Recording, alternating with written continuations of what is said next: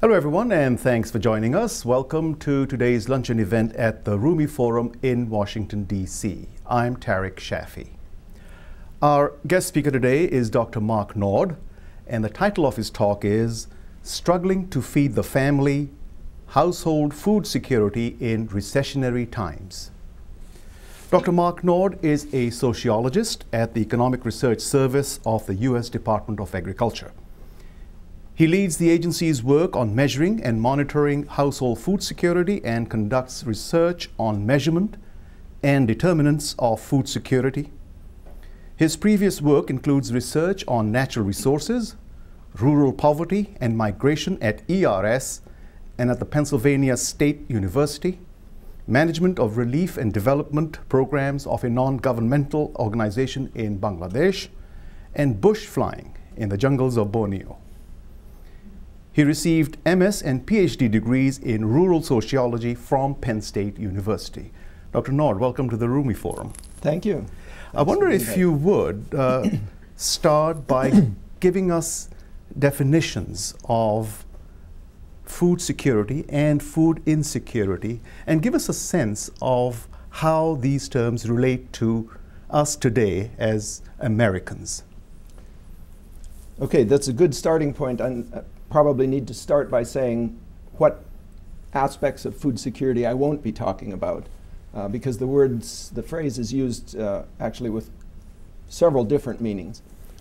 We'll be talking today about food security in the sense of whether households can afford enough food. And the agency that I'm with, which is the Economic Research Service of USDA, looks at household food security and studies household food security both at global level, particularly focusing on low-income countries, and domestically in the United States. And today I'll be talking about my part of the work, which is domestic food security in the United States, whether U.S. households can afford enough food and how many of them are having difficulty affording enough food. I brought along copies of a number of reports which are out on the desk, and one of those is the global, even though it's not my area of work, I brought along several copies of the Global Food Security Report for those that may be interested in that side of the work. Today we'll be talking about domestic food security, and as the kind of the conceptual level, what we mean by food security is consistent access to adequate food for active, healthy living. So it doesn't mean you can always afford to eat exactly what you want, but it's adequate for active, healthy living. That's the concept that we designed a measure to try to get at in the United States. Mm-hmm. I might start just with a question. This is work done by the United States Department of Agriculture, and I think an appropriate question is, why is USDA interested in this? What's our stake? What's the USDA's stake in this? And I just throw out a question that if you haven't had a preview peek at the food assistance landscape, if you think of USDA, so we've got the farm subsidy programs, the commodity programs, the rural development programs, the forestry programs, U.S. Forest Service is part of USDA, the Ag Research Service, which does this, and then the food assistance programs. So who wants to venture a guess, or maybe you know, what the role, what's the say percent of the budget, of USDA's budget that's in the food assistance programs? Anyone have an idea? 20. Okay, I've got 20. Do I hear more? Most people are surprised to find out almost 2/3 of USDA's budget is in food assistance programs. So SNAP, the new name for the food stamps program, the school lunch and school breakfast programs, WIC, those are the three big ones, and then a number of smaller programs. So together, USDA's investment in those programs is twice the size of the rest of their combined budget for all of those other things I mentioned, which is why USDA cares about and needs to know about how many households are having trouble putting enough food on the table. So I might begin with a little theoretical foray into measurement and the role of measurement in social policy. I'm going to start with another question. This is I'm warning you in advance now, this is a trick question. So in the 1930s, then President Roosevelt said that he saw a third of the population ill-housed, ill-clothed, and ill-fed, which implies there was a poverty rate of 33%. So what really was the poverty rate in the mid-1930s? It's a trick question, so you can give me an essay. You don't have to give a short answer. Well, the sociologically correct answer is there was no poverty rate in the mid-1930s because poverty was not measured until the mid-1960s.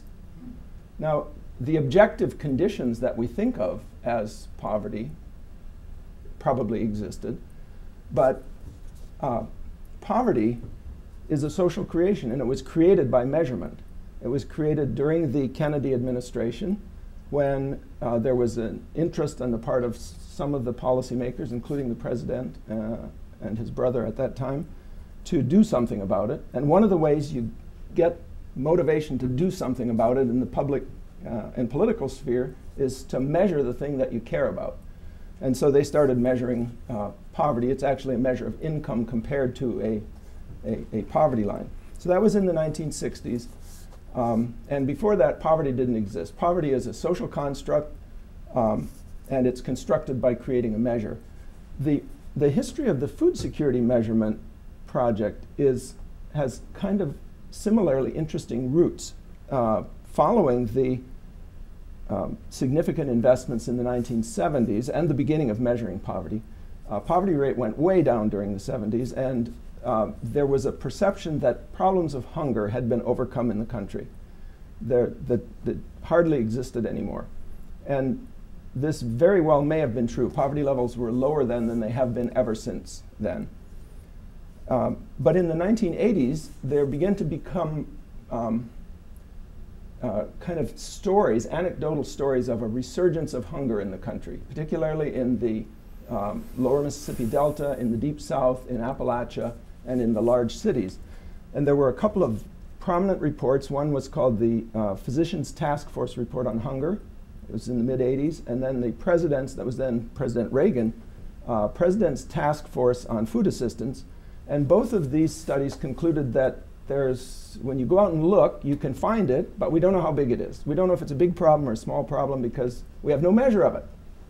So in 1990, Congress got involved. They passed an act called the National Nutrition Monitoring and Related Research Act.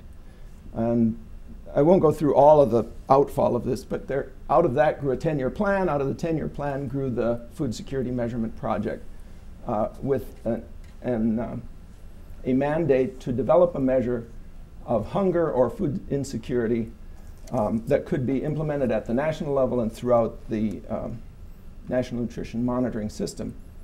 So that was passed in 1990, followed USDA and the Department of Health and Human Services were the prime movers in it.